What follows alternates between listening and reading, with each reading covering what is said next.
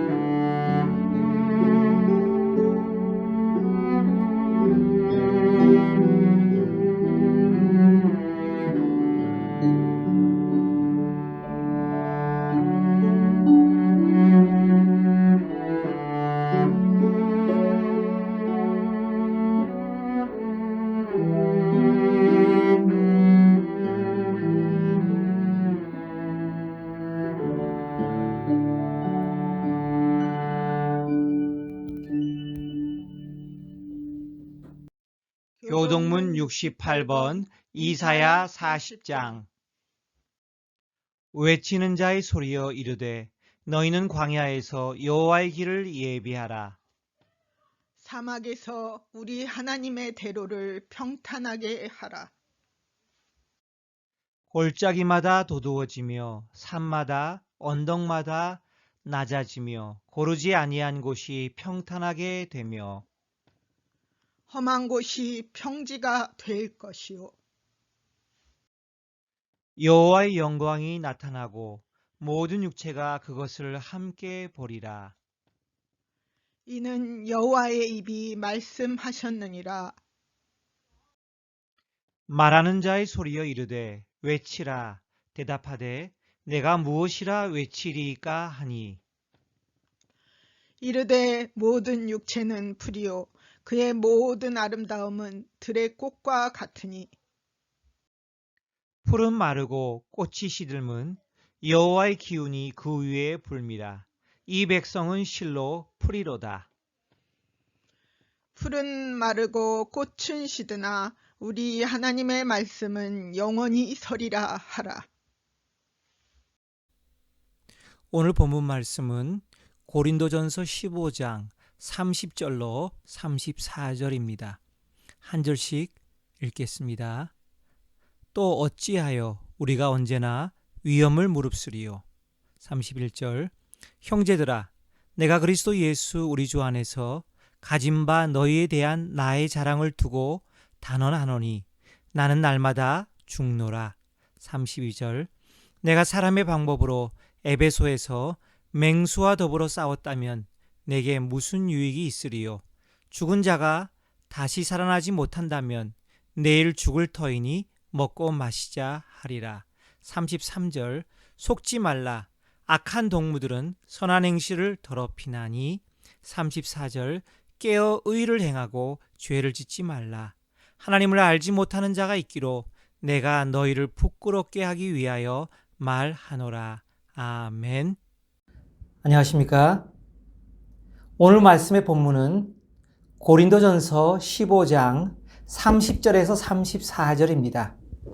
제목은 부활 때문에 매일의 삶의 태도가 완전히 바뀐 사람입니다. 예수 그리스도의 부활 때문에 우리 성도들의 삶의 태도가 완전히 바뀐 사람입니다. 신종 코로나 바이러스가 중국에서 막 시작되어 퍼져가기 시작했을 때 아직 미국에는 거의 영향력을 끼치지 못한 시절이로 기억합니다. 그 당시 주일 예배를 아무 문제 없이 드릴 수 있었으니까요.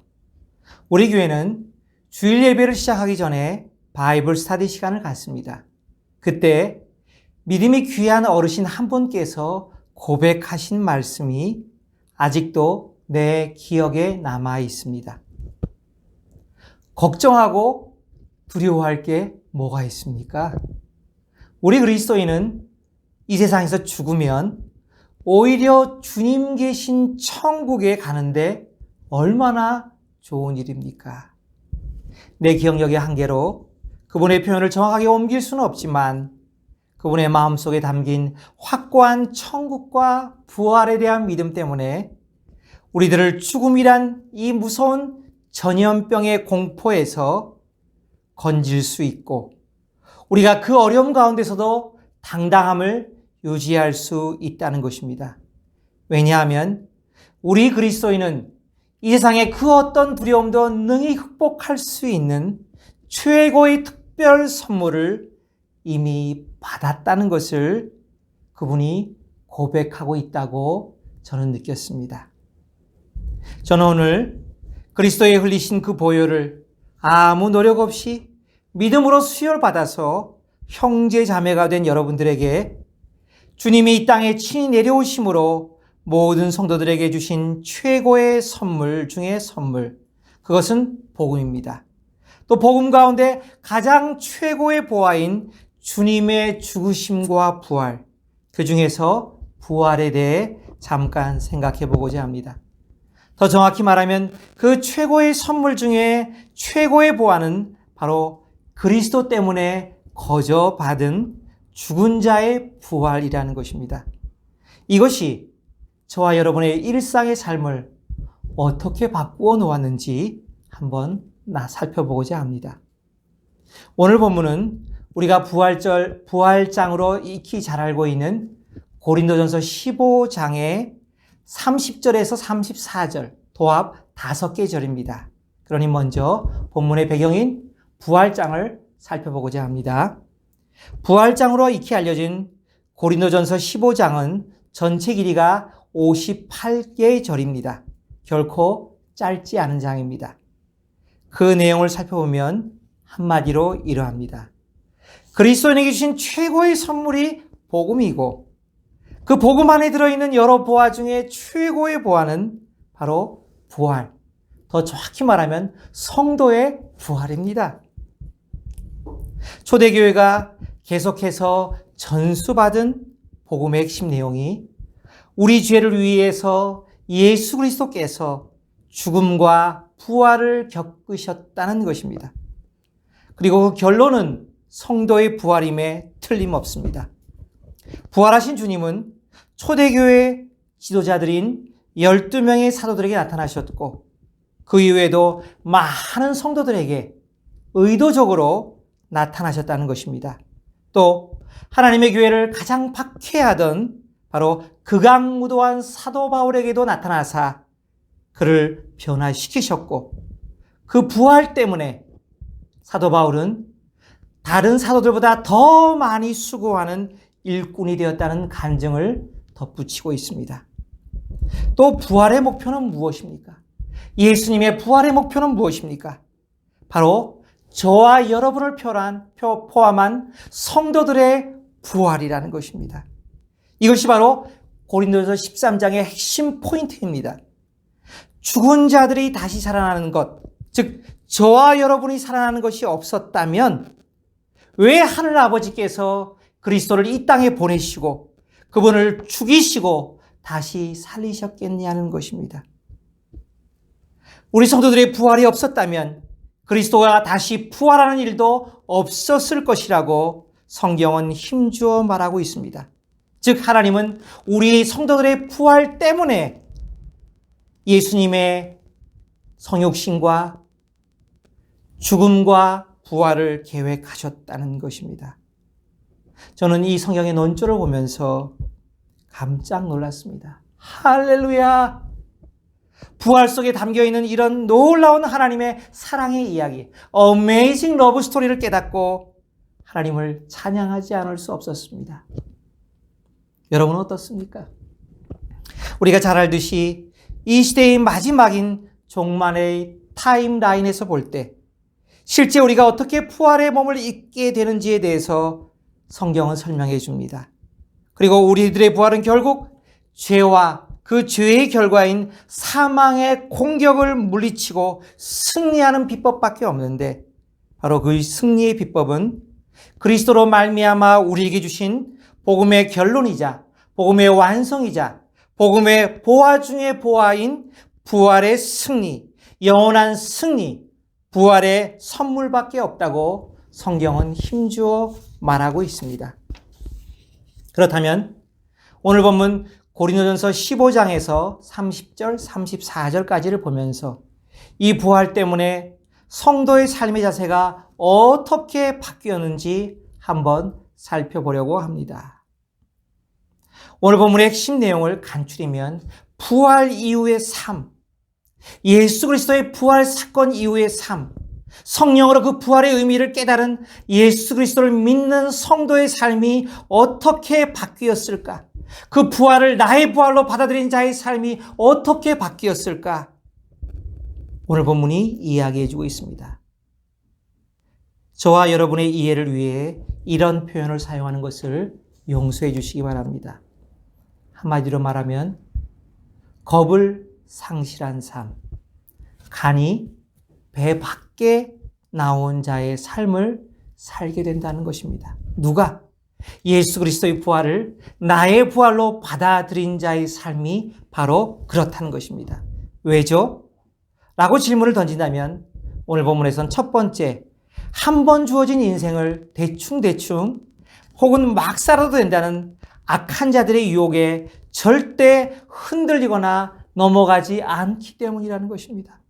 두 번째는요, 어느 정도 주의 일에 힘쓰는 삶을 살게 되는가 하면 매일 죽음을 두려워하지 않고 주님의 일에 목숨을 걸고 달려드는 삶, 더욱 주의 일에 힘쓰는 삶을 살게 된다라고 당당하게 말하고 있습니다.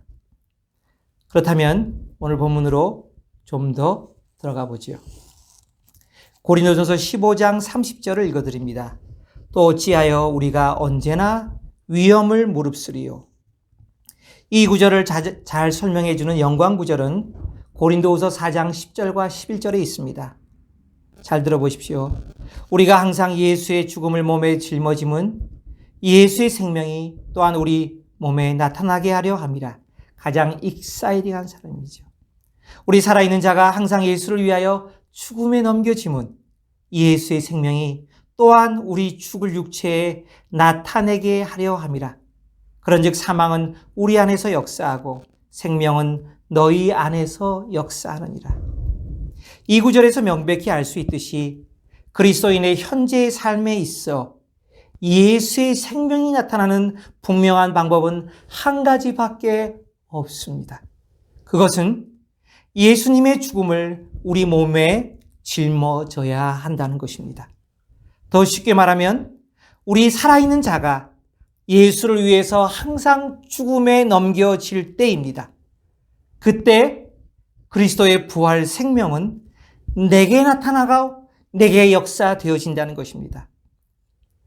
고린도전서 15장 31절 들어보십시오. 형제들아, 내가 그리스도 예수 우리 주 안에서 가진 바 너희에 대한 나의 자랑을 두고 단언하노니 나는 날마다 죽노라. 여기서 죽음이 무슨 죽음이죠? 영적인 죽음이요? 육적인 죽음이요? 들어보십시오. 공동 번역은 이렇게 번역합니다. 형제 여러분, 나는 우리 주 그리스도 예수를 믿는 사람으로서 여러분을 나의 자랑으로 생각하여 이 말씀을 드립니다. 나는 날마다 죽음의 위험을 당하고 있습니다.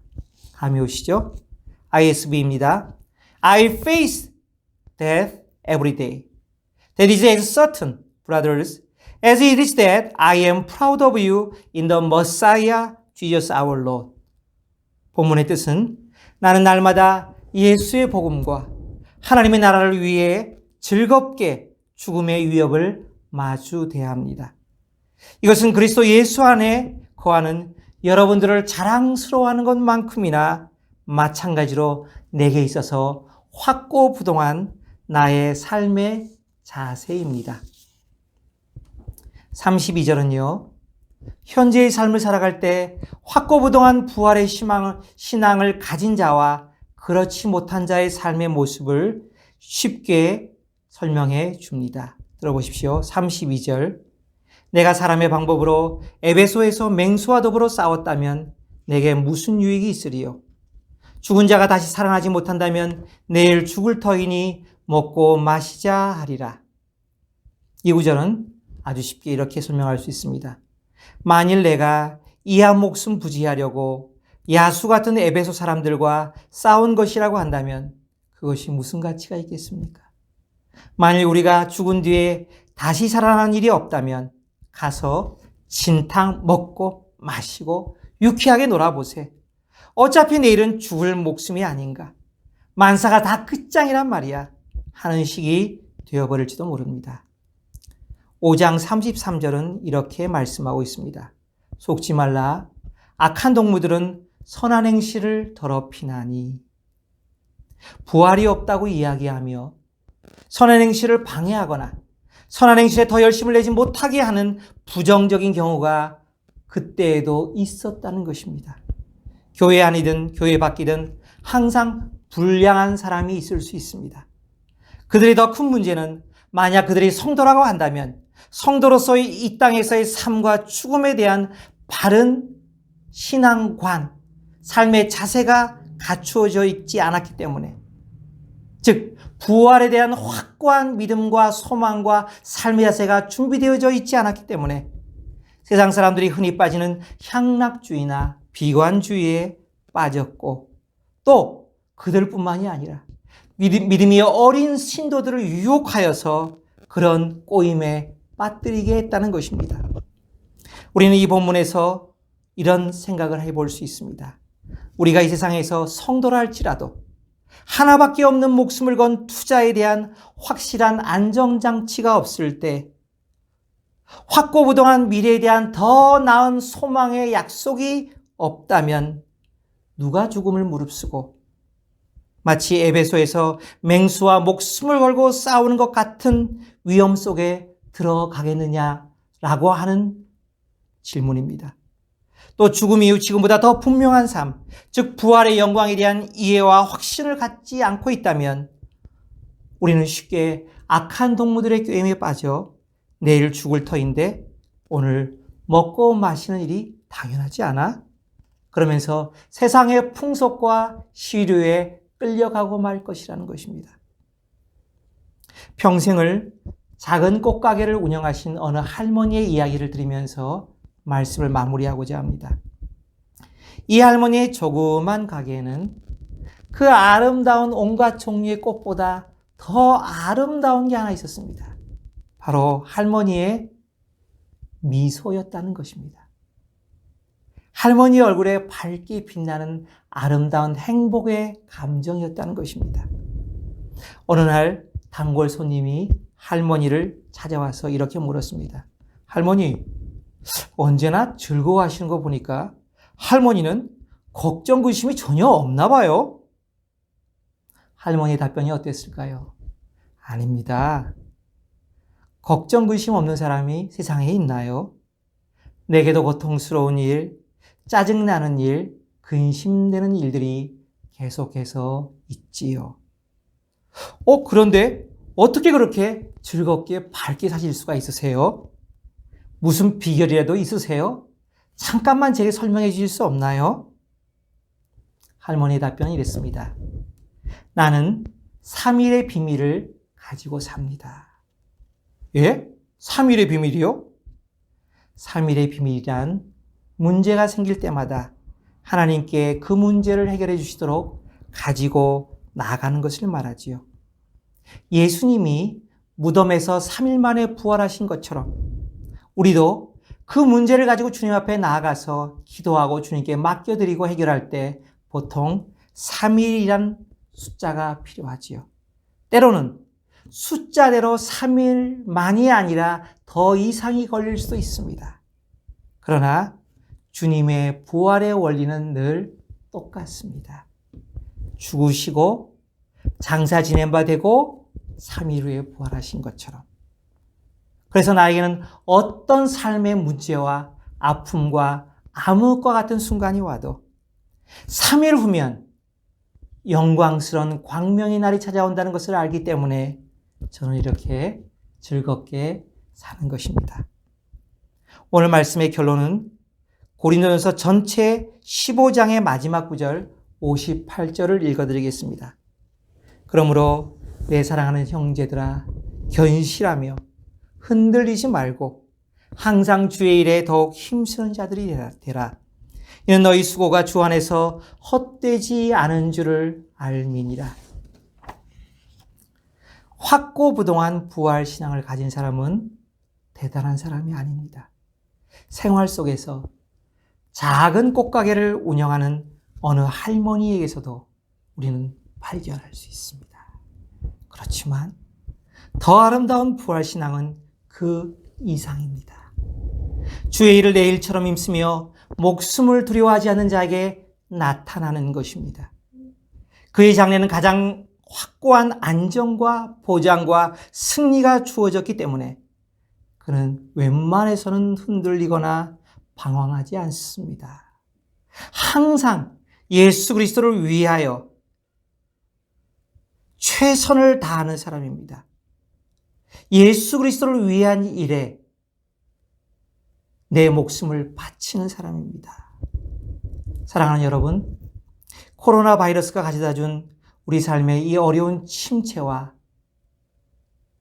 낙심을 부활신앙으로 극복해 보시지 않으시겠습니까? 다 같이 기도하시겠습니다.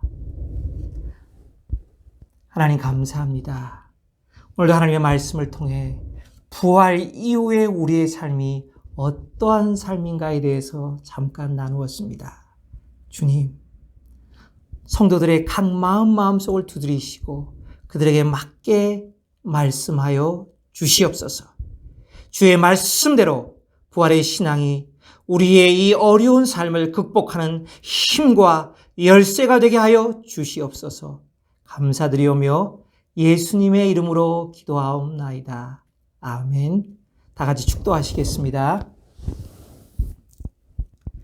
지금은 우리 주 예수 그리스도의 크신 은혜와 하나님 아버지의 한량없는 사랑하심과 성령님의 감화감동 충만 위로하심의 역사가 오늘도 예배를 통해서 주님이 주신 부활의 선물이 얼마나 고귀한가를 깨닫고 그 부활의 능력과 힘을 받아 예상을 바르고 아름답고 기쁘게 살아가기 원하는 우리 모든 예배에 참여한 이들의 머리 위에 영원토록 함께 계실지어다. 아멘.